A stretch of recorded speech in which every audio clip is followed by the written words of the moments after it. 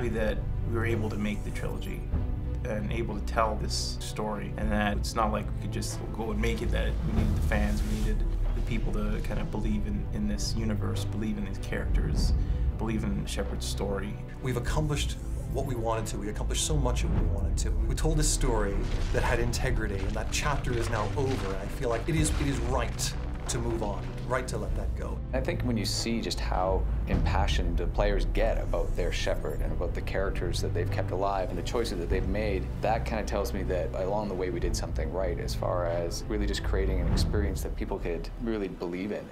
Prepare yourselves for the arrival.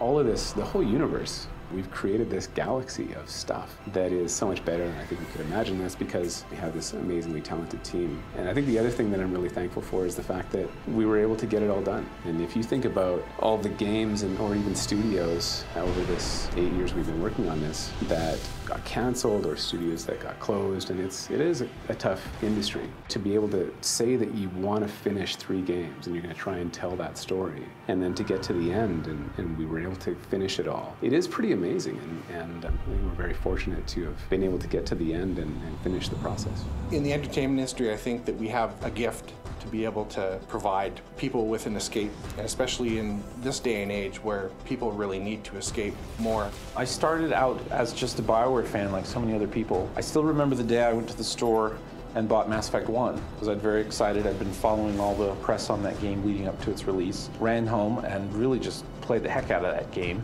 and was blown away by the universe they'd created and the characters and the story. I've been with these characters for a really long time, and it does feel like seeing friends that you're probably never going to see again, and a lot of bittersweetness to it. I go home and I talk to my wife, and she looks at me, she goes, "What's wrong?" Like, you know what? You know you're getting ready to say goodbye to a very close friend. It's something that's been with me for 6+ years now, so very aware right now. What's going on? Couldn't say. Just told me they needed you. I feel incredibly lucky to be able to play a female character like this, to be able to play a leader who isn't necessarily a man or a woman, just a leader. He's a Spectre. Everything he touches is classified. I miss Garrus. I love Garrus. I remember playing Mass Effect 1 and not being able to romance Garrus and being pretty upset about that. And then in Mass Effect 2, I remember the head touch. And I was like, ah, this is all I needed. For me, it was Legion, and I think it's because I had his missions in ME2. I finished his missions in ME3, so I had this weird bond with his character, and I enjoyed his character a lot. Like, he was written well, and I'm going to miss that character quite a bit. Professor Mordin Solus? I really liked Mordin, mostly because he sort of made Omega for me. Omega sort of had its thing going for it, but it wasn't quite there, and it wasn't until Mordin was standing there in it, being what he was, that I think it all kind of gelled and made a lot more sense to me. So Mordin made a big chunk of the world work for me, and his finale is amazing, of course, so there's a lot to miss with him. I really love how much I was able to contribute to Mordin's philosophy.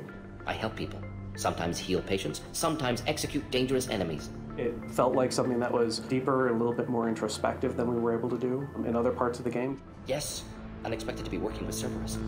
The Mass Effect fans are like on any other. At the cons, on Twitter, on Facebook, the passion and the expression of deep feeling about these characters and the connectedness to them is incredible, absolutely incredible. I'll forever be thinking about that.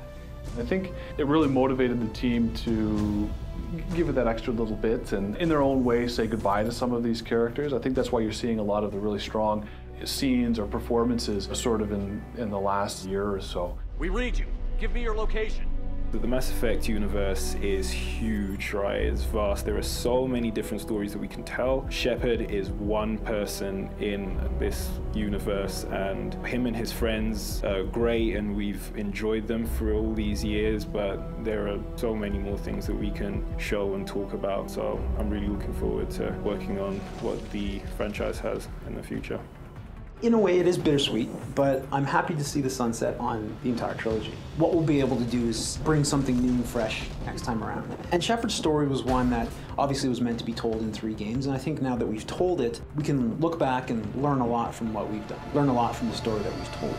I think what's really cool about where we're at now is we still have one more piece to deliver, and that's the Citadel DLC. And then once that's out, the nice thing is that Mass Effect is not over, and we have a team that's working on the next Mass Effect game.